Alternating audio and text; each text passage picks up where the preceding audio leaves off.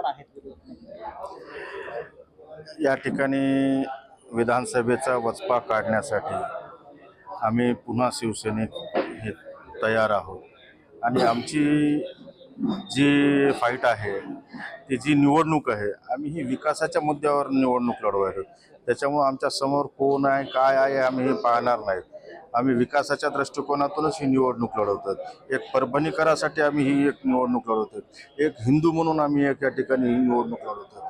असाच आमचा हा अजेंडा आहे आणि ह्या अजेंड्याच्या समोर दुसरा आमच्या समोर कोणीही नाही. परंपरागत जे विरोधक आहेत ते असतील का मग स्वपक्षातली युतीमधलीच लोक असतील तुमच्या विरोधात? मला काय वाटतं चित्र काय दिसते म्हणजे कशामध्ये? नाही, या ठिकाणी सर्वांना पाहिलं.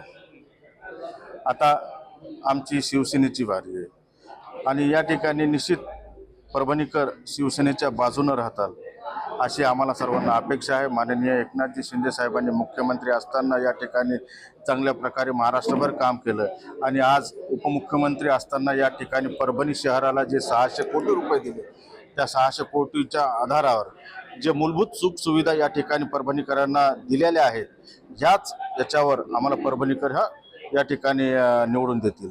अजित पवार गटाचे नेते प्रताप देशमुख असतात की आम्ही 65 पैकी 63 जागेवर लढतो आघाडी करून, बाकी पक्षाकडे उमेदवारी नाही, त्यांचं महापौर असेल. तुम्हाला काय वाटते काय म्हणजे काय एकूण स्थिती काय असेल?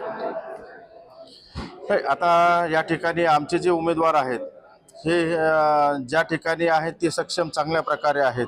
आज आम्ही पाहिलं तर या ठिकाणी 37 उमेदवार या ठिकाणी आम्ही रिंगणात उभं केलेले आहेत. निश्चित आकडा जो आहे महापौर पदाचा आम्ही या ठिकाणी जुळून आणू.